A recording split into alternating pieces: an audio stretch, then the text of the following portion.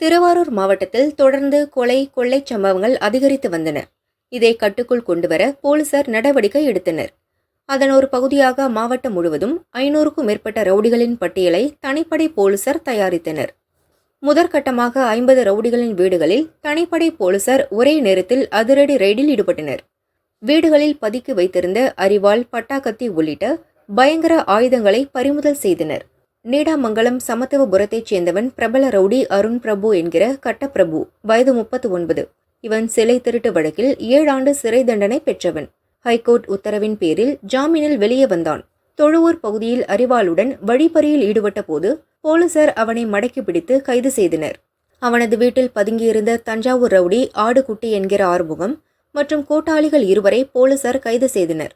இவர்கள் மீது 15க்கும் மேற்பட்ட திருட்டு, வழிப்பறி வழக்குகள் நிலுவையில் இருப்பது குறிப்பிடத்தக்கது.